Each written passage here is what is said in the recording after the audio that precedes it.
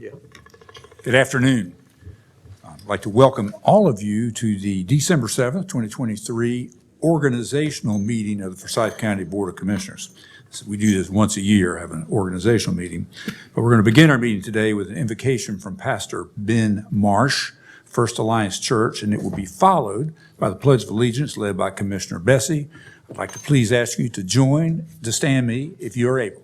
Stand if you're able. Father God, we thank you for this season of Advent in which we are meeting today. And Lord, this first Sunday that we have celebrated of hope, that we would be a people, a community that is filled with hope. Lord God, we pray for wisdom for all of our elected leaders and public servants who are gathered here today to do the business set before them. And we ask that they would lean upon you for all clarity and unity and understanding, and that you would give that to them as you are the good giver of gifts. God, we do pray especially for the Atkins and the Winston-Salem State University communities, Lord, as they're gathering tomorrow to celebrate the lives of Kaylee and Alex. We pray for them to have hope even in the midst of a very difficult season. And Lord, we pray for the safety of all of our students gathered in our schools as we near this Christmas and holiday season. Lord, we recognize today as the beginning of Hanukkah. Lord, would we be a community that is not marked by anti-Semitism, Lord, but instead by unity and by hope and by love and above all by peace. Grant us your peace and your hope even today. In your holy name we pray. Amen. Amen. Allegiance to the flag of the United States of America, to the republic for which it stands, one nation, under God, indivisible, with liberty and justice for all. Thank you, Pastor Marsh. Appreciate you being here. The first item on the agenda is the year-end review. And actually, I will do that. And I want to thank our county manager, Dudley Watts, for kind of collecting a few things that have happened through the year.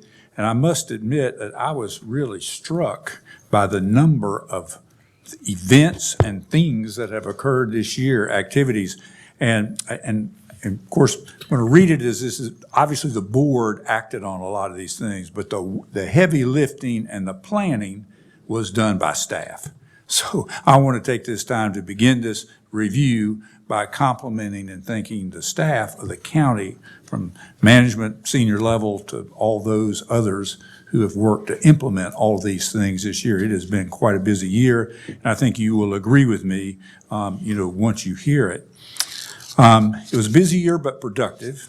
In addition to our regular meetings for 2023, the board had several planning and information sessions, and we had a winter planning session. We have one every year in February, and it focused on economic development, particularly business and industry recruitment efforts and the provision of water and sewer to potential development sites. And I will say we were very fortunate to receive an appropriation from the General Assembly for $20 million to support sewer expansion in the southeastern portion of the county. During the year, the board also had 3 morning sessions held in April, August, and October. We actually have another one this month, focusing on education, public health, economic development, the use of drones and video surveillance by law enforcement, and capital construction. These special sessions augmented the opportunity for information and discussion that led to a lot of the things we dealt with this year. 2023 continued to be shaped by the challenges imposed during COVID and efforts to return to a new normal. Parent partner organizations that the county works with, our county departments, experienced many challenges that spurred important policy decisions for the county commissioners. And the first one I want to mention is that after a protracted negotiation with the Forsyth Humane Society, the county decided to reassume management of the animal shelter services. And on February 20th, we hired Kristen Briggs to be the new Animal Services Director, and the animal shelter reopened under county management on April 1st. This change has been well received by the community and operates at a lower cost than what was previously demanded by the Humane Society. In January, the board authorized the purchase of property on Liberty Street, adjacent to the Linville Center, right across the street and slightly down a little bit from the airport. This acquisition made it possible to share vehicle storage space with the school system, expand the Smith Reynolds Airport footprint, and clean up an area that had become pretty blighted over the years with absentee ownership. The demolition and improvements to this area are almost complete. I drove by the other day. It's a huge change. In March, the board approved the Fleet Services Garage Addition, which will provide space to service Winston-Salem Forsyth County vehicles that are not yellow school buses. This project will be completed in the spring, allowing the expansion of the Gardner Foods facility into the area formerly housing the Winston-Salem Forsyth County School System's maintenance garage. In September, the board approved expanding the successful behavioral health program in the Law Enforcement Detention Center to include a women's unit. Throughout the year, the board worked with Sheriff Kimbrough to address the staffing and operational issues at the detention center, including a mid-year compensation adjustment, an enhanced night shift differential, as well as a return to permanent shifts. The board provided funding in anticipation of Medicaid expansion. This allowed the Department of Social Services to hire and train staff to be ready in the General Assembly if the General Assembly did approve the change, which they did in late November, and received state approval, and then it actually was implemented last Friday. Other operational changes implemented during the year included moving risk management functions on the direction of human resources, and then shifting our internal audit function to report to the board's audit committee. Due to the board's efforts to build support for local initiatives, our North Carolina lawmakers in the state budget once again included significant support for county projects. In addition to the $20 million appropriation for sewer expansion I mentioned earlier, the county received $5 million for the agricultural park in northern Forsyth County. It's actually just outside Tobaccoville, $4 million to support the Tanglewood Clubhouse, $250,000 to support Callidium, and $1 million to support Senior Services Cross-Generational Wellness Center. We're thankful to our entire local delegation and really appreciate the leadership that Representative Lambeth and Senator Kravick have provided in the leadership positions they have held. And all of us certainly wish this week's announcement from Senator Kravick that she will retire, and we wish her well. Two historic financial opportunities that generate significant policy attention this year included the approval of contracts for the American Rescue Plan Act, ARPA projects, about a bunch of money, about $50 million, and developing spending plans for the $36 million in opioid settlement funds that will accrue over the next 18 years. In February, the board decided to bridge the long-term needs of the Winston-Salem Forsyth County schools by providing an additional $77 million to the school board for the capital needs and maximizing our board's authorization from the 26 bond referendum and our program 2/3 bond issuances. Over the last 12 months, there have been unique opportunities to strengthen the local economy. The county supported several economic development initiatives. In February, Zila Beg broke ground on a new $100 million production facilities and company headquarters. In March, the board provided incentives to Tex Tech Engineered Composites, LLC, to expand the manufacturing in Forsyth County, creating an additional tax base of $42 million and 59 new jobs. In August, the board approved incentives for the John Deere electrical powertrain project, consisting of 87 new jobs and capital investment of almost $70 million. September, the board approved incentives to support the expansion of Purple Crow Investments, LLC, creating 199 new jobs and more than $50 million in capital investment. Smith Reynolds Airport has been the focus of economic policy for the board in 2023, and those efforts have included completion of the actual construction and completion of 2 new large corporate hangar facilities. In June, the board awarded the contract for the terminal renovation and work is underway. In November, the board received notice that grant funding was approved by the state for the Brushy Fork Creek drainage improvements, and the board approved an interlocal agreement with the city of Winston-Salem for financial participation in that project. Throughout the year, the board supported legislative efforts to make Smith Reynolds more competitive by mitigating the dual tax burden, city and county, for airplanes and other special properties parked at the airplanes particularly parked there. And the state budget included a provision for the property tax exclusion that reduces the valuation by 50% for certain airport property. In April, the board amended the UDO, our Unified Development Ordinance standards, for pesticide, fertilizer, and other agricultural chemical manufacturing, explosives, and pyrotechnics manufacturing. Capital projects for the county consumed a large share of the board's policy focus in 2023, spurred by the infusion of state funds, grant opportunities, and other restricted funds, such as the opioid settlement funds. The board celebrated the move into the new courthouse next door in October. In February, the board authorized the purchase of property on Doral Drive for the agricultural park facility in Tobaccoville, improving the entrance to the facility that is currently under design. In May, the board celebrated a groundbreaking on Blues Lake Park, 216 acres of shoreline, made possible by $3 million in state funding. In June, the board approved the design services for the Highland Avenue Park project. In August, pickleball courts at Joni Mitchell Park were opened to an enthusiastic crowd, and they have been used pretty much every daylight hour since then. In November, the board awarded the contract for the 16-bed behavioral health crisis treatment facility sponsored by the state on Highland Avenue. And finally, construction began on the upfit of the public safety building to co-locate Forsyth County and City of Winston-Salem 911 centers and provide additional space for emergency management. Other important events, tragically in September, the community mourned the loss of Deputy Austin Smith Rudelhuber, who was mortally injured in a vehicle crash. And in May, the board recognized the accomplishments of the late EMS Medical Director, Dr. Lou Stringer. And just this week, I'm going to conclude as a kind of an important event. It was in the newspaper today. Both Winston-Salem and Forsyth County received, word from Senator Tillis' office that we will actually, Forsyth will be included in there's 7 rail passenger studies that are going on, part of the Infrastructure Act that was passed a couple years ago. And Commissioner Bestie's been pretty involved in that, and I thought I just might ask him to just highlight that particular rail study that's coming up. Thank you, Mr. Chairman. That's one of the items that's so late breaking that we didn't have time to include it in the regular formal report. But as Chair Martin said,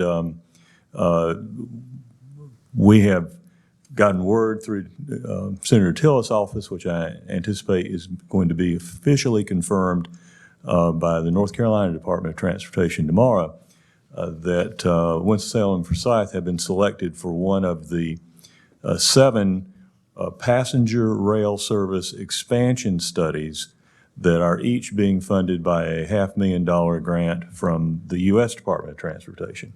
This is an application that the state had put in on behalf of the communities around the state who are looking to restore or improve passenger rail service to their community. Back in February and March, this board and other local governing boards were involved in endorsing the application for restoration of passenger rail service to Winston-Salem and Forsyth County to the Raleigh destination. And that would be the first passenger rail service, once it is restored, would be the first passenger rail service that we have seen in our community since 1970.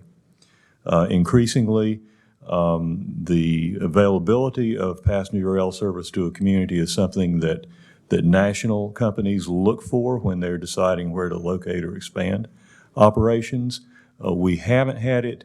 The fact of this detailed planning study grant coming to our area through the North Carolina Department of Transportation's work keeps us in the hunt for that expansion, and the word that we get is getting one of the planning grants is an excellent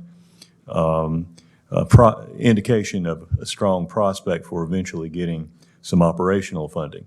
At the same time, Governor Tillis's office announced the 7 planning grants totaling $3 million. He also announced that North Carolina had received a $1 billion grant for actual implementation of a high-speed rail connection between Raleigh and mid-Virginia, aiming toward ultimately Richmond. So there's real money involved in actually putting these projects on the ground. I'd like to also thank staff, Kyle Haney, and people in his office, including Andrea Sheets, were instrumental in gathering the information and putting together the letters of support. And as always, the commission couldn't do its work without the support of staff. Thank you. Good. Thank you, Commissioner Bessie. And again, I'll thank our county manager for compiling a lot of putting that together for the year-end report. And I'd like to ask if there's any other, as he mentioned to me, there were a whole lot of things he left out. They were he tried to be kind of selective. And I know that sounded like a long list, and surely there couldn't be anything left out. But if there's any commissioner that would like to add or make any kind of comment, I'd be appropriate to do it this time if anyone else would like to just say anything. Okay, we're good. It's my pleasure now turn the meeting over to the county manager for the election of chair. All right. Thank you, Mr. Chairman. So the floor is open for the nominations of the person to serve as your chairman for the ensuing year. Mr. Manager, I'd like to make a motion to elect Commissioner Martin for chair, and we do so by acclamation. All right, very good. Could we accept that as closing nominations and make that appointment by acclamation? All right, very good. Is there a second? Second. Second. All in favor signify by saying aye. Aye. Like sign opposed? All right, congratulations, Mr. Chairman.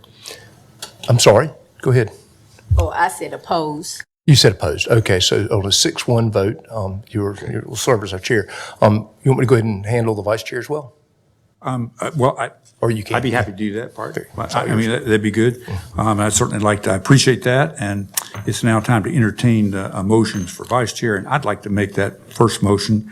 I've actually known Gloria Wisenhunt, Commissioner Wisenhunt, since she was on the school board when I actually met her before I came here as superintendent of schools in 1994. So we're getting ready to come up on 30 years of actually working together in official capacities for 30 years. So it's been a great opportunity to do that. I've thoroughly enjoyed serving with her this year. So I'm happy to make a motion for Gloria Wisenhunt to be vice chair. Is there a second? I'll second. Second. Are there any other nominations? All in favor, please say aye. Aye. All righty. Motion Thank you, carries Commissioner. unanimously. All right. Next item on the agenda is a resolution adopting the Forsyth County Board of Commissioners meeting schedule for 2024. I want to thank our clerk, Ashley Sloot, for putting that together. It basically follows our same format. The only thing that's any different about it is that actually the meeting breaks are actually work better than normal. So thank you very much for that. I move approval. Is there a second, please? Second. All in favor, please say aye. Aye. Aye. I do have, you didn't ask for any question or discussion. I'm sorry, excuse me. wanted to- Any discussion? Yes, sir. Thank you, Chair Martin. I would like to first thank the hard work of our clerk, Ashley, for putting together our schedule for 2024. I do still continue to ask the commissioners to be considerate of those of us who work at this time and also that serve as commissioners, but also those of us who work in this community that cannot attend our meetings. I think that it would be ideal for there to be some consideration around the actual ability for most of us as citizens to attend our meeting, and as those of us who work as commissioners to not have to have the stress of trying to figure out our work schedule to come at this time at 2 p.m. So I hope that we can continue to work with staff to figure out a schedule that is truly representative of the majority of the citizens of Forsyth County. Thank you. Chair. Any other discussion? Yeah, I'd just like to note that I think it's well taken that 2 p.m. in the afternoon is not convenient for all citizens, but I'd like to thank the commission for undertaking a number of evening input sessions this year and anticipate that it will be worthwhile continuing that in 2024. Any other discussion? Yes, I'd like to echo those sentiments as well. I think that we talked about, I've been on this board for about 5 years now, and we talked about at least quarterly having some afternoon meetings. So again, I'm repeating the same thing over. If we can give some consideration, I would be grateful. Thank you. So as far as our motion and second for the regular meeting schedule, I'll just make that the regular meeting schedule. Any further discussion? All in favor, please say aye. Aye. Those opposed? No. 1 and opposed. Motion carries 6-1. All right. The next item is a public hearing on the petition to close a portion of Morris Street in Walkertown. Shaylee Bowen, a Geographic Information Officer, is going to give us a brief overview of the request, and then we'll conduct the public hearing. Afternoon. I think we are going to put a bow on this one today, so it's the last time we have to talk about it. Again, this is a petition to close just a portion of Morris Street. It was actually the parcel owner, Red Pill Partners LLC, that petitioned for this to be closed. As we spoke in previous meetings, a part of this is located in Forsyth County, and a portion is located in Walkertown city limits. Assuming that the board votes to have this closed, we will notify Walkertown of this so that they can close their portion as well. The signs have been posted since November 6th, and the request to close came because of a development, Harper's Landing. We spoke last time about there being townhouses that will be built in this location. Obviously, the public hearing date is today. Here is just an overview showing that Red Pill Partners owns both parcels on either side of Morris Street. Here is the portion, it's roughly about 450 feet that are within Forsyth County. And then here is actually where that is laid out in their plan. City County Planning Department had no objections to this being closed, and everything has been done up to this point that we're aware of. So with that, are there any questions? Any questions for Shaylee? Thank you. Thank you. This is a public hearing, and speakers will have up to 15 minutes in total to speak in favor of this request, up to 15 minutes total to speak in opposition. Is there anyone wishing to speak in favor of this petition? Is there anyone wishing to speak in opposition to the petition? I'll declare the public hearing closed. I'd be happy to entertain a motion. So moved. Have a motion by Commissioner Vice Chair Wizenhut. Is there a second? Second. Second by Commissioner Linville. Any discussion? All in favor, please say aye. Aye. Any opposed? Motion carries unanimously. Next item on the agenda is a public hearing on the zoning petition of Braxton and Charles LLC from RS9-S to AG zoning docket F1633. Kirk Erickson from Planning and Development Services is going to give a brief overview of the request. Good afternoon, Chairman Martin and County Commissioners. This is a request for 3.4 acres located on the north side of Ogden School Road, west of Davis Ridge Road in southeast Forsyth County. It's a general use request from RS9S to agriculture. This is the county's legacy growth management map. The black dot towards the bottom right corner of the screen indicates this is in the suburban neighborhoods growth management area. This is a location map showing where the property is in relation to surrounding context. As you can see, it is surrounded by a lot of AG zoning, which is the requested district. This is an aerial image showing that the current nature of the area is large lot residential with some suburban development patterns mixed in. This is a view of the subject property with Ogden School Road looking towards the east. This image shows a subject property in Ogden School Road looking to the northwest. This is the subject property from Ogden School Road looking directly north. This is the property across Ogden School Road due south, and this shows a single-family suburban residential development that's currently under construction. And this map shows the area plan recommendations in the surrounding area. The highlighted site is shown for single-family residential development, as is the majority of the area. The magenta-colored area represents the Weldon mixed-use residential development within the town of Kernersville's jurisdiction. And in summary, the subject property surrounding context is predominantly rural with some suburban characteristics. The request is generally consistent with the legacy plan and the Southeast Forsyth County Area Plan update, and the proposed district is compatible with adjacent zoning, and the request constitutes a downzoning of the property. The planning board did hold a hearing on this item at their October 12th meeting.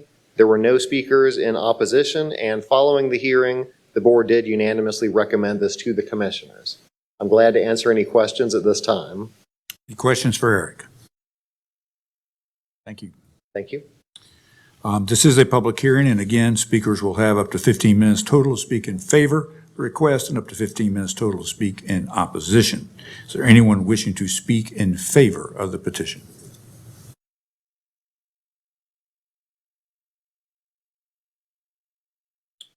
Good afternoon, Chairman Martin, members of the board. My name's Greg Garrett. I was before you guys about 18 months ago with this project and got it zoned to the RS9 that it's currently in. Through that process, I got to know some of the adjacent property owners out there, and the real purpose behind this downzoning of what I just did 18 months ago is we've worked out a land swap, and he wanted it to go back to agricultural. And the land swap is going to facilitate us having connectivity over to the Weldon South development, which just is going to make a much better overall project with that connectivity happening. So that's the purpose for this request, and appreciate your favorable recommendation on this. Thank you. Mr. Garrett, before you leave, do you mind stating your name and address for the record? It's Greg Garrett, 6420 Hampton Knoll Road, Clemens, 27012. Thank you. Thank you. Anyone else wishing to speak in favor of the request? Is there anyone wishing to speak in opposition to the request? I declare the public hearing closed, and are we ready for a motion? Mr. Chairman, I move that zoning map amendment F-1633 be approved on the basis of the following. The proposed general use zoning map amendment as petitioned by Braxton Charles LLC to rezone a 3.4 acre piece of property from RS9 special use to AG agriculture 40,000 square foot minimum foot lot is inconsistent with the recommendations of the Legacy Comprehensive Plan, but is reasonable and in the public interest because, number one, the subject property consists of undeveloped land located at 146 Ogden School Road and is surrounded by land zoned AG, RS15S, RS9S, with uses being single-family homes and undeveloped land. Number two, AG zoning is primarily intended to accommodate uses of an agriculture nature and non-farm, single-family, detached dwellings on large lots, and is intended for application in growth management areas 4 and 5. Number three, the subject property is located in growth management area 3, has access to public water, but not public sewer, and the proposed AG zoning would be similar to uses and zonings of some of the adjacent properties. Number four, the proposed AG zoning would be inconsistent with the Legacy Comprehensive Plan, which would call for more intense zoning in a suburban area. But the proposed rezoning is the same as some of the adjacent properties, would be consistent with the use of such adjacent properties, and the subject property was zoned AG until last year. And number five, the approval is deemed an amendment to the Legacy Comprehensive Plan. And that is a motion. Second by Commissioner Bessie. Any discussion? All in favor, please say aye. Aye. Any opposed? Motion carries unanimously. The next item on the agenda is a resolution designating new review officers to review and certify maps and plats for Forsyth County in accordance with North Carolina General Statute 47-30.2. Eric can give us a briefing on that, please. All right, thank you, Mr. Chairman. Again, we briefed this item the last couple of weeks, but as we do once or twice every year, in keeping with the North Carolina general statutes, you all are required to adopt resolutions designating who the authorized officers who are able to sign plats on the county's behalf for the subdivision of land. That's, again, something that we have to change periodically as staff members retire or folks get promoted into new roles, and this simply tidies that list up with the folks who are currently in all those municipal positions. Any questions for Eric? Is there a motion? So moved. Motion approved by Commissioner Bessie, Second. second by Vice Chair Wizenhunt. Any discussion? All in favor, please say aye. Aye. Any opposed? Motion carries unanimously. Next item on the agenda is a proclamation recognizing the 100th anniversary of Delta Sigma chapter of Phi Beta Sigma fraternity. And we have, looks like a front row filled with members, fraternity members, Delta Sigma chapter. And Daniel Crudup, who is the president, is here to receive the proclamation. And Commissioner Daniel will read it. And I'd be happy to invite, all of you to come stand behind her. All of you can come. President next, he can receive it. And then we'll have an opportunity to take a picture when we're finished. So Commissioner McDaniel. Thank you, Chairman and Commissioners, for allowing me to share in the proclamation recognizing the 100th anniversary of the Delta Sigma chapter of Phi Beta Sigma fraternity. Whereas Phi Beta Sigma fraternity was founded on January the 9th, 1914 at Howard University in Washington, D.C. by 3 students, A. Langston Taylor, Leonard F. Morris, and Charles I. Brown, who sought to organize a Black Greek letter fraternity to exemplify the ideals of brotherhood, scholarship, and service. Whereas Winston-Salem's Delta Sigma chapter of Phi Beta Sigma fraternity was chartered on December the 10th, 1923 by 5 professional men, Dr. William H. Bruce, Dr. Ashley L. Cromwell, Dr. Rufus S. Hairston, and Dr. John R. Henry, and Dr. Cisco Neely, who after completion of such prestigious schools as Howard University School of Dentistry, Meharry Medical College, and Leonard School of Shaw University, started their practices in Columbia Heights section of the city. Whereas the members of the Delta Sigma chapter of Phi Beta Sigma fraternity have worked to exhibit the fraternity's motto of culture for service and service for humanity by awarding scholarships, conducting cultural programming, sharing resources with community residents, holding events to support minority businesses, and more. Whereas Phi Beta Sigma Incorporated counts amongst its members outstanding men of significant accomplishments involved in academics, business, medicine, law, politics, athletics, and other professions. Whereas during its 109 years of existence, Phi Beta Sigma fraternity has focused on improving the global community through an innovative problem-solving and visionary service. Whereas on Saturday, December the 9th, 2023, the Delta Sigma chapter of Phi Beta Sigma Fraternity Incorporated will host its Centennial Gala at the Benton Convention Center in downtown Winston-Salem. And whereas led by local president and North Carolina State Director-elect Daniel Crudup, the Delta Sigma chapter will welcome the fraternity's international president, the Honorable Chris V. Ray, J.D., Southeastern Regional Director Richard L. Boone, and North Carolina Director Kelly D. Woodley. along with other regional and state officers and members across the country and guests.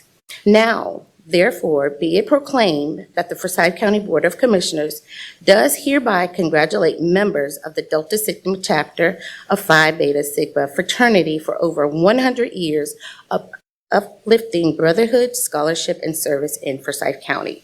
And be it further proclaimed that the Forsyth County Board of Commissioners commends the Delta Sigma chapter and all members of Phi Beta Sigma fraternity for their contributions and achievements, and we wish all the Centennial Gala attendees an uplifting and memorable celebration proclaimed this 7th day of December 2023.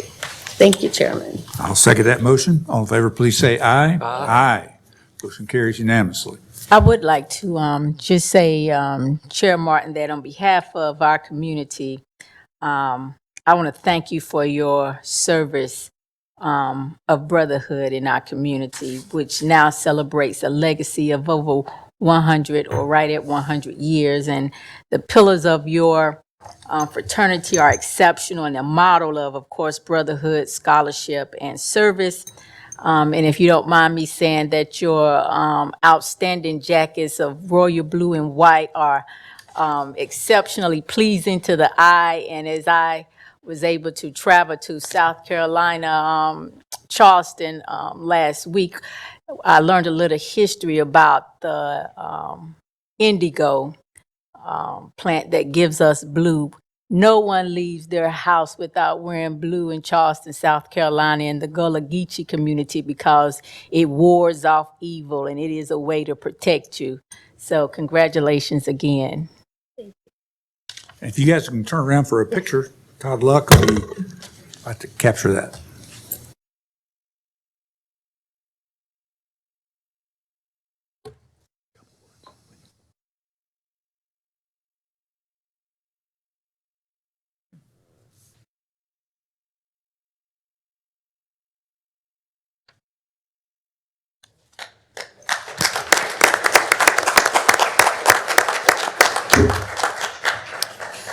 By the way, Commissioner Bessie would also like to make a particular comment to you all. Gentlemen, I just wanted to personally congratulate you on your centennial. Thank you for your good work and service in our community. Thank you for extending invitation to members of this commission and other boards to your centennial celebration. I regret that I will not personally be able to be there myself, but I hope that you'll have an opportunity to extend my welcome to Mayor Ray when he comes to share in your celebration, and I wish you a wonderful celebration of your centennial. Thank you. Hear, hear. Thank you. Next item on the agenda is approval of the minutes for the meeting of November 16th, 2023. Is there a motion? So moved. So moved by Vice Chair Wizenhut. Is there a second? Second. Second by Commissioner McDaniel. Any discussion? All in favor, please say aye. Aye. Motion carries unanimously. Mr. County Manager, bring the agenda for you to present, please. Oh, actually, I guess we have, I'm missing, we also have our communications to the board and public session. Where is that? Never mind, it's on here. It's great. It's an opportunity for anyone from the public who would like to come forward. We also all we ask is that you introduce yourself and give us your name and address, and you have 3 minutes in which to speak, and I do have a timer to keep up with that. And do we have any cards? Mr. Chairman, we do not have any calls or cards. Okay, all righty. Very good. Then now we're ready. All right, very good. Thank you, Mr. Chairman. Good afternoon, board members, staff, and guests. We do have some business items for consideration this afternoon. We have reviewed these in briefing sessions and hopefully have answered all the questions that are out there. You have a number of grant items to kick it off. Item 11 is a resolution authorizing an amendment to an agreement with the National Association of County and City Health Officials that supports overdose prevention strategy. You've got an associated amendment to the budget ordinance that appropriates $35,000. These additional funds really are above the amount in the original agreement that y'all approved on 10/31/22. Very good. Is there a motion? Move approval. Motion approved by Vice Chair Wizenhut. Is there a second? Second. Second by Commissioner McDaniel. Any discussion? All in favor, please say aye. Aye. Any opposed? Motion carries unanimously. Agenda item 12 is a resolution authorizing execution of necessary documents to apply for and accept, if awarded, an adolescent parenting program grant from the North Carolina Department of Health and Human Services, Women, Infant, and Community Wellness section. And this will essentially fund evidence-based programs to prevent adolescents' pregnancies to at-risk clients. Is there a motion? Move approval. I'm sorry. Go ahead. Motion, we have a Second. co-motion from Vice Chair Wizenhunt and Commissioner McDaniel. Is there a second? Second. Second by Commissioner Bessie. Any discussion? All in favor, please say aye. Aye. Any opposed? Motion carries unanimously. Very good. Item 13 is a resolution authorizing submission of an application to the National Park Service to apply for and accept, if awarded, a grant for the renovation of the administration building at the Historic Memorial Industrial School campus. The amount of the grant application is $750,000. Is there a motion? Vote to approve. Motion approved by Commissioner McDaniel. I'm happy to second that. Any discussion? All in favor, please say aye. Aye. Any opposed? Motion carries unanimously. Agenda item 14 is a resolution authorizing acceptance of a grant from the Winston-Salem Foundation Incorporated awarded to Forsyth County, North Carolina Cooperative Extension for improvements to the Arboretum at Tanglewood Park. They plan to use this $9,500 to hire certified arborists to take care of some of the trees there. Motion approved by Commissioner Bessie. Second. Second by Commissioner Linville. Any discussion?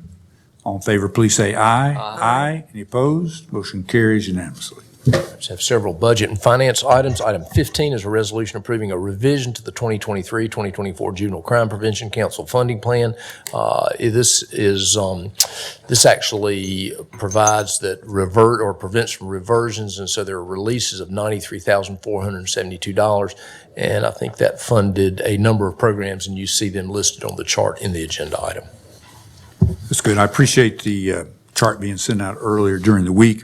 That was very helpful, made it perfectly clear. A motion? Move approval. Motion approved by Vice Chair Wizenhunt. Second. Second by Commissioner McDaniel. Any further discussion? All in favor, please say aye. Aye. Any opposed? Motion carries unanimously. Okay. Item 16 is a very involved, I think it has items 16A through 16J, and they are essentially changes to capital the kind of the structure of capital improvement project funds, really with the goal to identify project savings, interest, and then align the allowable uses across all these projects. And so it was a fairly big process around making sure that all those projects or sort of maximize the opportunity to the community. And so the upshot of it is there are significant funds and suitable funds to finish the LEDC lock project, the Tanglewood Clubhouse, and at the end of it, essentially it provides some inflationary reserve of about $3.3 million. And so, and obviously that would, in order to use those dollars, that would come back to the board. Do we have a motion? I move approval. Motion approved by Vice Chair Wizenhunt. Is there a second? Be happy to second that. Any discussion? Briefly? Yes. I did have questions about this at our second briefing last week. Staff did have answers to the questions.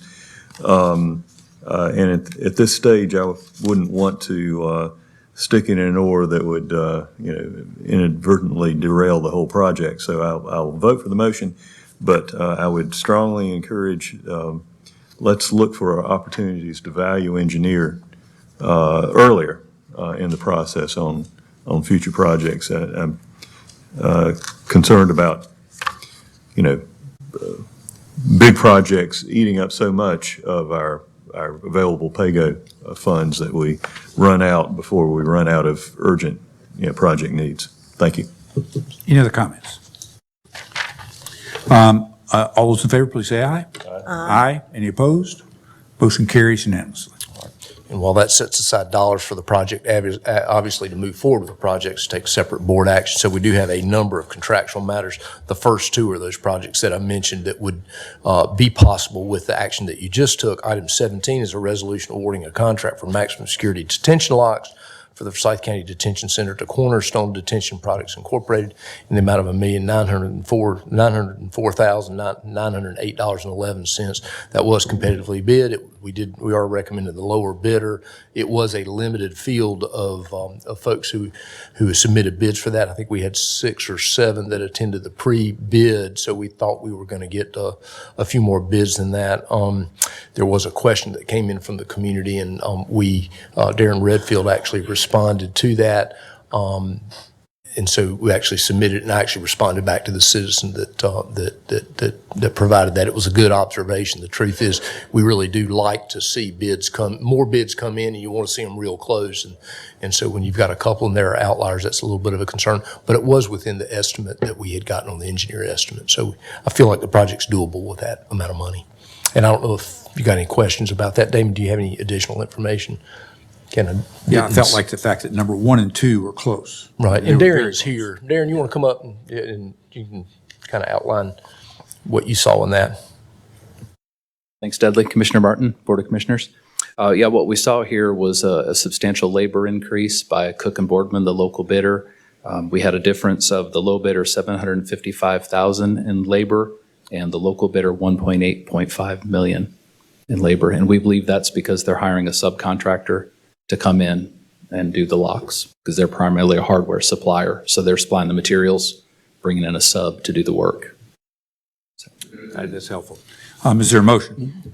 Move approval. Motion approved by Vice Chair Wizenhut. Is there a second? Second by Commissioner McDaniel. Any discussion? All in favor, please say aye. Aye. Any opposed? Motion carries unanimously. Thank you. We are eager to get that project moved forward, obviously, for obvious reasons. So, item 18 is a resolution authorizing execution of amendment to the contract with Samet Corporation, the guaranteed maximum price for the Tanglewood Clubhouse project. The GMP is $14,845,678. Approval of this would set aside $400,000 for construction contingency. Move approval. We have a motion to approve by Vice Chair Wizenhut. Second. We have a second by Commissioner McDaniel. Any discussion? Does this item move the clubhouse forward? Yes, it would. This would allow us to go ahead and enter contract with Samet, and so this is really notice to proceed on this project. Say the last line you said. Yeah, so if y'all approve this is notice to proceed with Samet Construction for this project. So construction would get underway pretty doggone soon. This is kind of the last, this is it. Further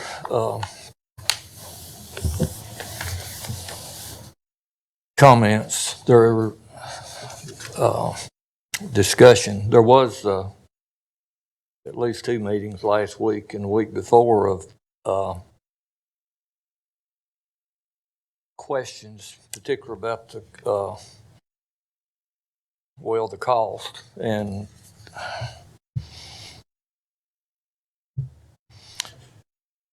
I would just say, I thought maybe we would try to figure out a way to see if we could get the cost a little more in line with, or lessen what it is, to do whatever we could to improve the cost. Is the current clubhouse, is it to be taken down or left? It is. Damon, you want to come up and talk a little bit about the project? It will be demolished, and then the new building would go back in the location where the current facility is at. Well, with that, I don't have any interest in whether you go forward or not of removing the old with the current building. Maybe I should have said something earlier, but I thought we were going to have more discussions. So I don't have no interest in that. So I'll do this to see if we can give ourselves a little time to have a little more discussion and see if it's anything any different that we might do. I'll make a substitute motion to continue this matter for 2 weeks to see if there's anything that we can find to improve the situation in regard to cost.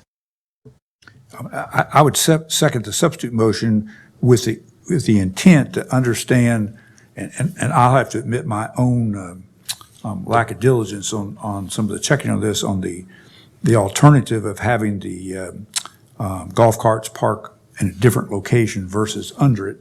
And I probably shared all along some of the concerns that Commissioner Linville said, and I think I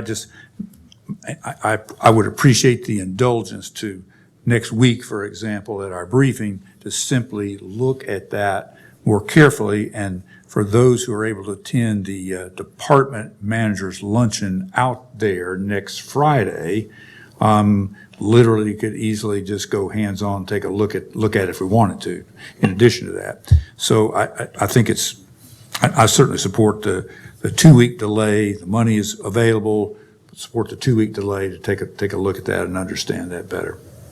Well, if it's 2 weeks, it's not going to hurt anything as far as to see if the board wishes to consider anything else. And if it does not, then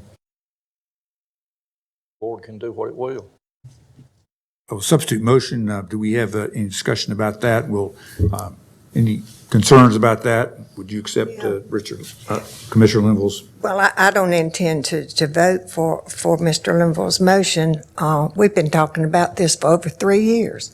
I'm amazed that folks right now have concerns when we've had so long to talk about it. And it's a project that I feel very strongly that will be an asset to not only the Tanglewood Golf Course, but to all of Forsyth County. So I will vote in opposition. We'll vote on the substitute motion. Any other discussion on the substitute motion? Just a question. Is the intent of the motion to look for efficiencies that could be amended on the 21st with the anticipation that we would have a final approval vote one way or another on that day? If that's what the board wishes to do, yes. Okay, thank you. And I think just a better understanding of the alternative that was actually vetted, which is probably about I don't remember the number, but it seems like it's about $1.3 million or so less, which is a different design decision. You lose some space underneath the clubhouse, it takes the parking to an off-site location, and that's why part of that, seeing it sort of helps you get a flavor of why it would or would not work. The recommendation was this was going to be operationally more difficult in the future, was the recommendation we received. And I think it's more, you asked a number of questions last week. We've had some discussion, that's 3 out of 7 that have had some concerns. And I think to understand it better and to understand exactly why the alternative of parking the golf carts in a separate location is probably worth a further explanation of that. And I agree particularly with Commissioner Linville, nothing's going to happen between now and the 21st. So any other discussion on the substitute motion? On favor, please say aye. Aye. Included aye, so we had 4 ayes. Of those opposed? No. Mr. Plyler, Commissioner Plyler, would you like to vote one way or the other? It's passes with 4 to accept the substitute motion, but would you like to be on record? He said aye. The substitute motion passes 5-2, and we'll discuss it again at the briefing next week. Those that want to see it physically can see it next Friday, and then we'll reconsider again on the 21st. Okay, so we will actually add it to next week's agenda, and then we'll make sure we have a very comprehensive presentation of really the history of the project. I talked to Damon a little bit about it, and we can give you a lot of detail about both the options, and then, as I think to your point, if you're out there, if we can take time on Friday to go out there and actually drive over there to look at it, you can take a look at the current facility and some of the considerations there. And then I think one thing that we can make real clear is we actually were not, we never planned the decision to move it to the location of to basically raise the current building, take it down, and then put it there was really a financial decision. So we can actually talk through why we landed on taking that building down, because obviously if you could have built it adjacent to it, we wouldn't have the cost that's associated with the temporary clubhouse and so on and so forth. But we obviously want you to feel really great about this project as we move forward. So very good.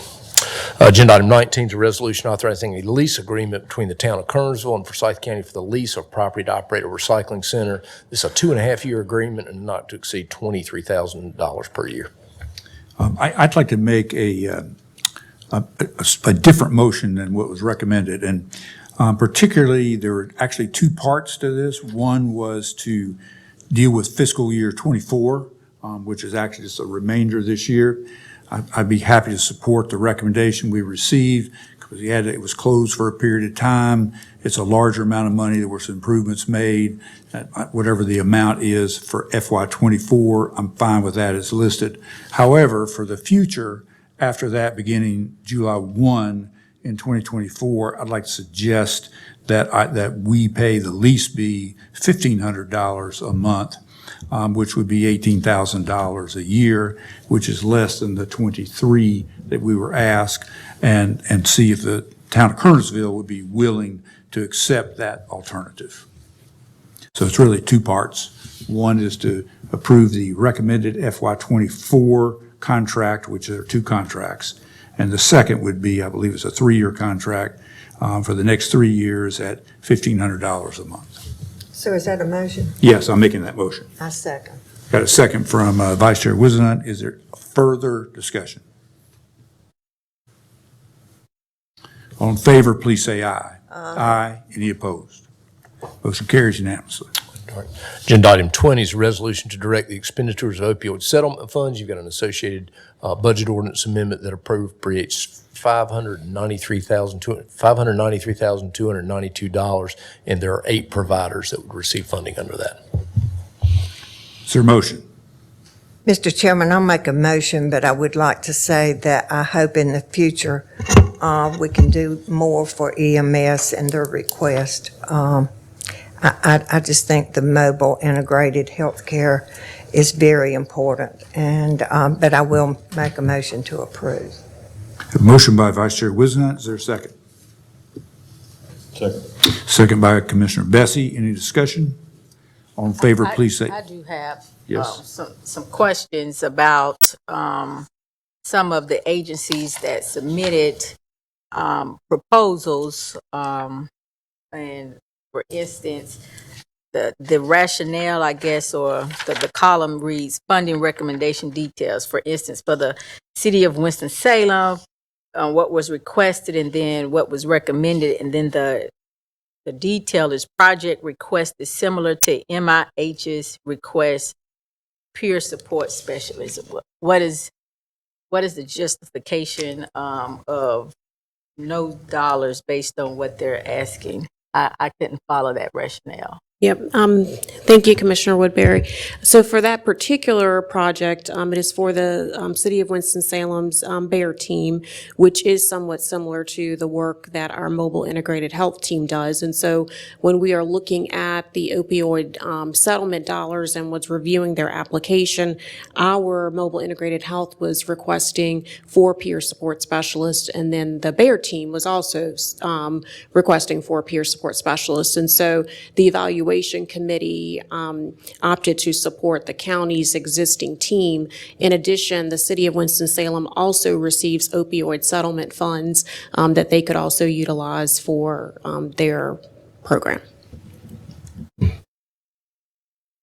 So was there any consideration around both are necessary, or at least additional support on the city side in lieu of everywhere I turn, it seems to be the effects of this opioid piece of our community? So I agree that first we need to be mindful of what the county is supporting as it relates to our resources. But, you know, I will admit that I don't have the direct data, but just living in my community every day, it seems like all hands on deck, the more resources we have to support those in need due to this infestation of, drug effect would be beneficial. So I guess my direct question is, it didn't seem to us that additional support with the city could help resolve some of this drug effect going on in our community.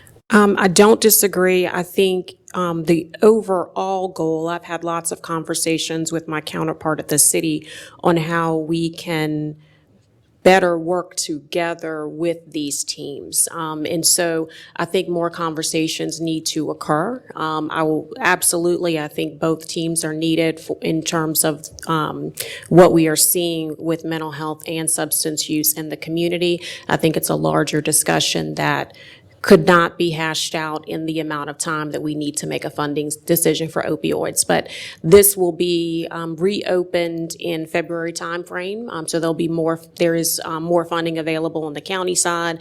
And then certainly there's also funding on the city side. The other piece of, I'll stop there. There's more work to be done, and I see our attorney wants to say something. I was just going to add to that. Counties are primarily responsible for addressing substance abuse issues, and Deputy Manager Robinson and her team are really starting up and ramping that up. But of course, we've had the EMS folks involved for many years in a very successful program. What we've seen across the state is a lot of cities have taken their opioid money and they've given it to the county because the counties already have these programs. So they've done that in Charlotte. They've done that in Cary and Raleigh, Gastonia. Winston-Salem has not chosen to do that, which they have every right to spend the money as they see fit. So they are spending money on this BEAR program. But as Deputy Manager said, we've had a strong program for a number of years, and that part of the money is being used to support them. Could I ask, this is related, could I ask the question of, is the city accepting grants, the same kind of process that we're utilizing? No, the city is using their funds primarily for the BEAR team. It is my understanding they are using their funds primarily for the BEAR team. I had reached out to the city because, as the county attorney stated, almost every other city that is receiving opioid funds is working with the county, and they've pulled their money together. I asked the city if they wanted to do that, just so that we could really, make collective impact and work together on the issue, and they opted not to do that. Well, and if that's the only thing that they're funding, are you saying that they did not have sufficient funds to handle the request that their work, as well as the additional staff that they requested in their proposal to us? They are saying they would like to expand their staff and need additional funds to do so. They do not have sufficient funds from their opioid settlement allocation to cover the additional staff that they have asked us to cover? They are saying they do not. It's public information. I mean, that's kind of something that I guess. I'd be interested to see the data on that one, I guess. I'll just point out that the way the settlement was structured, each county is required to hold a community session, and all municipalities are invited to participate. The municipality that receives money, such as Winston-Salem, is not required to hold a community session. So Winston-Salem, to my knowledge, has not held a community session, and in fact, they don't believe any of their representatives attended the community session that we held a couple months ago. And the last thing I will add is that the BEAR team does mental health and substance use. They're primarily for mental health. And the way that the opioid settlement dollars work, they could not, let's say they could not fund their entire BEAR program, even if they had enough funds with opioid settlement funds, because it would not be in compliance with the opioid settlement memorandum of agreement, because their primary purpose is on the mental health side. So they are going to have to still expend some city dollars, which they are, for part of that program. May I? Yes, any further discussion? My recollection is that the city authorized creation of the Bear Team, was it 2 years ago, or was it? It's through ARPA dollars. They started in May of 2023. Okay. Are they proposing to, or are they in fact applying their settlement funding to support the team as already staffed, or are they proposing to use the funds to add staff to their team? The county funds is to add 4 peer support specialists to their team. Are they proposing to use their funds to support the Bear Team as already constituted and staffed? It is my understanding they are already using all of their current funds for their current staff, and they are also utilizing some city funds for their team. All right, so they have not added staff with their settlement, opioid settlement funding dollars to the Bear Team. They just started in May 2023, so it is the existing team. I believe it is a team of 7. Don't quote me on it. It's either 6 or 7. But was it originally started with ARPA dollars? It is. It's funded by ARPA dollars and opioid dollars. Yes, but keep in mind the city, the way in which, I'm not going to say this right, but the way in which they utilized their ARPA dollars, they rolled it into they claimed revenue loss. So it was through ARPA, but they're using city dollars to do it. But it is technically an ARPA fund.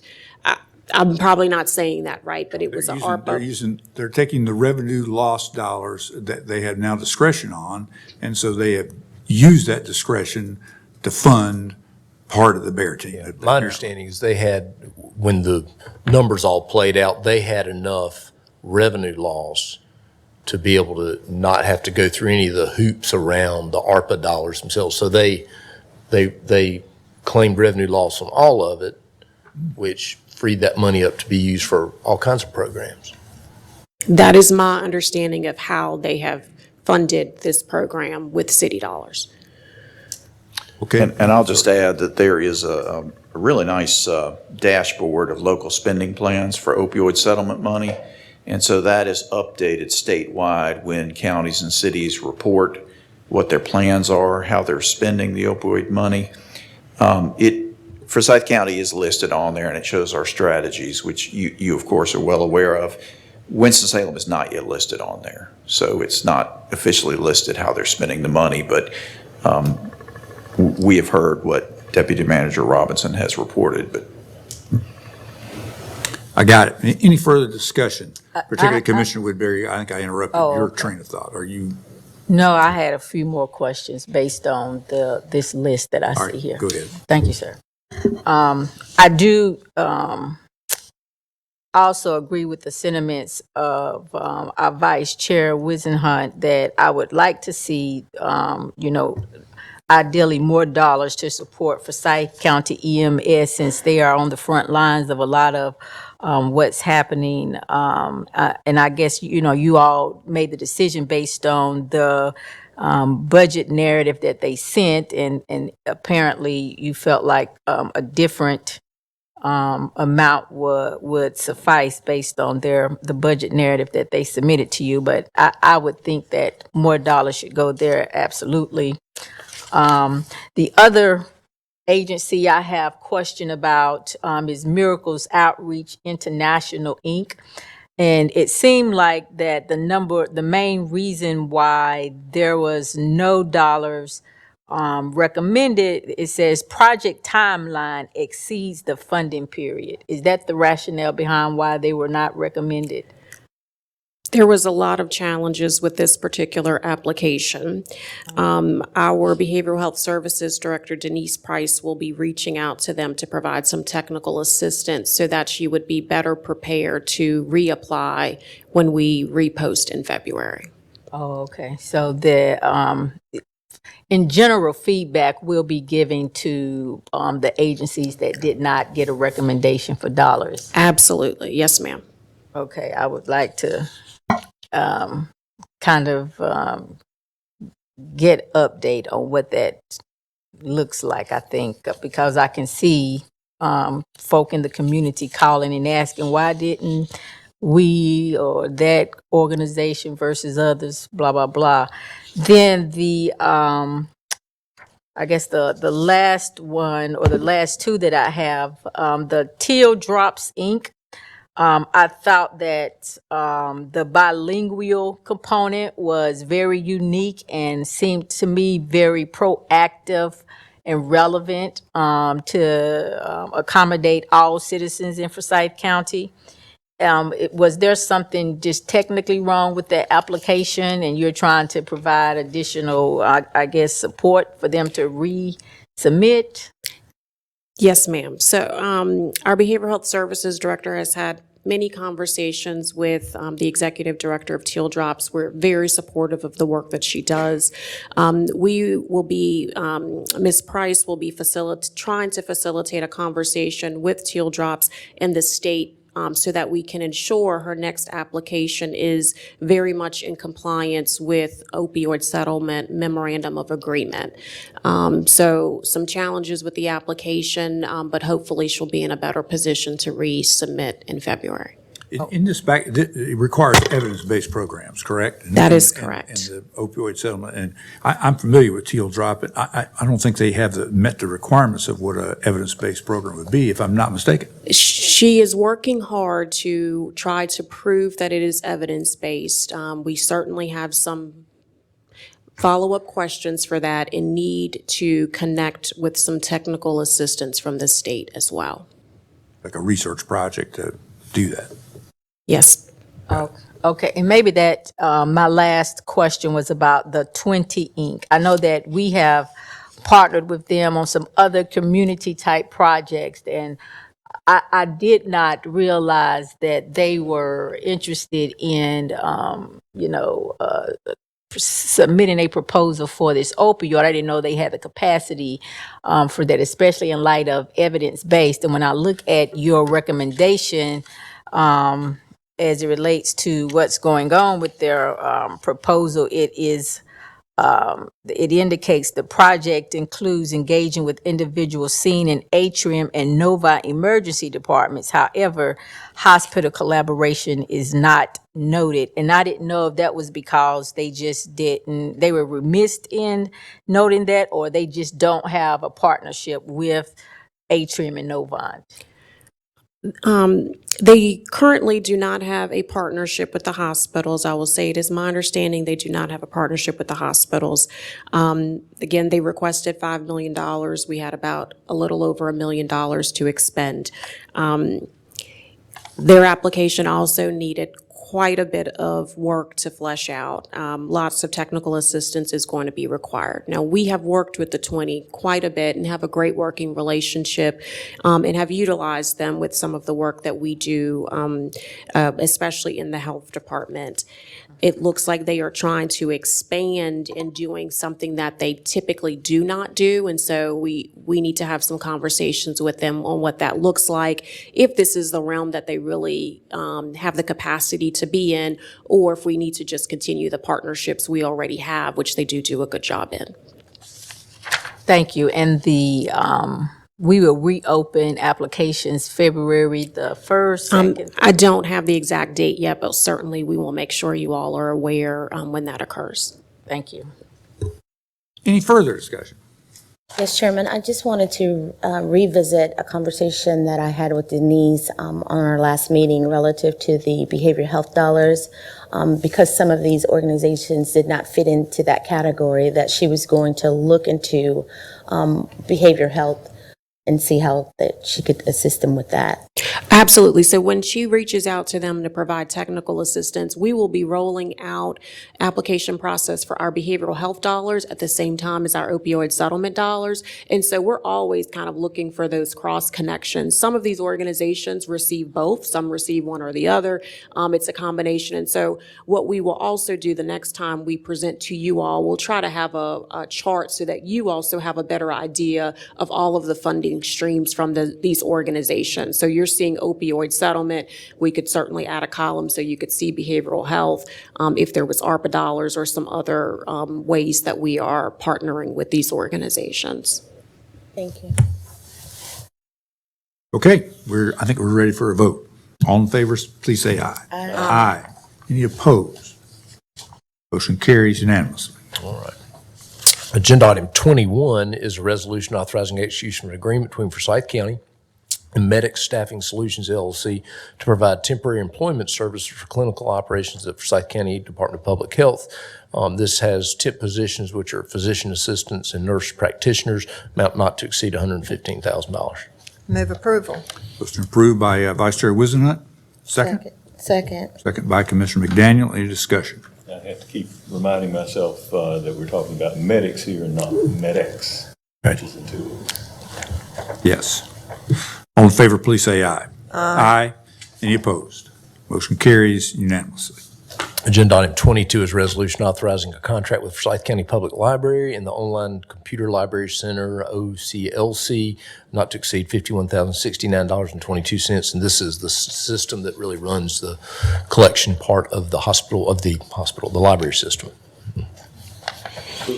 Motion approved by Commissioner Bessie. Is there a second? Second.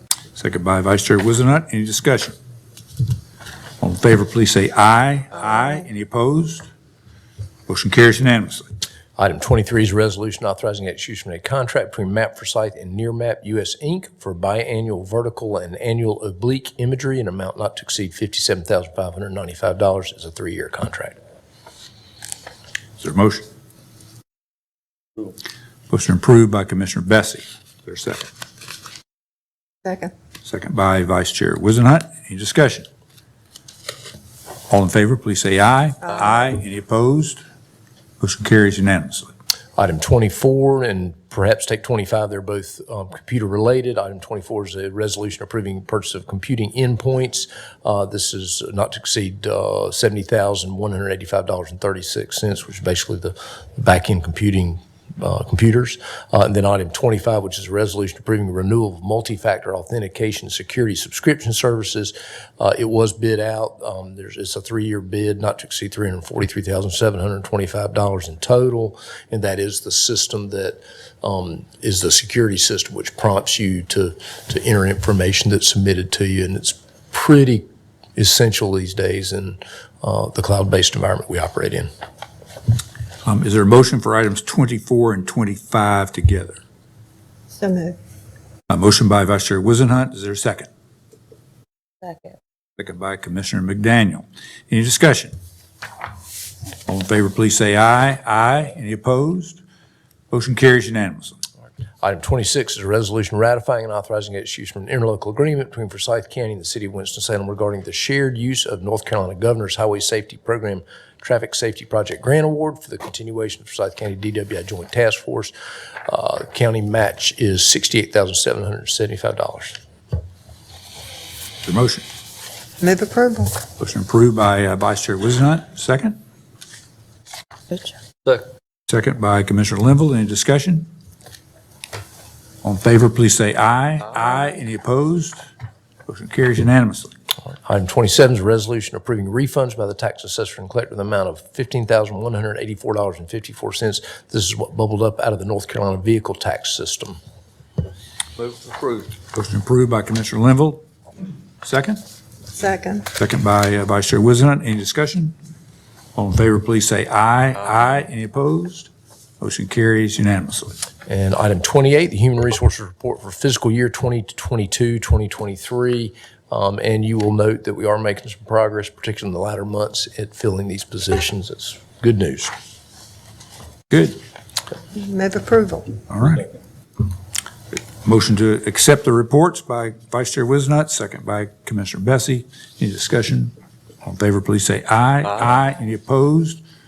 Motion carries unanimously. That is it, Mr. Chairman. We are finished. We will adjourn and come back. Do we need, how many minutes before our briefing? Yes, sir. We need to take a little break. We will adjourn and we will reconvene in 10 minutes. Got a motion to adjourn? Make that motion. Commissioner Wizenhut, Vice Chair, second it. We're adjourned.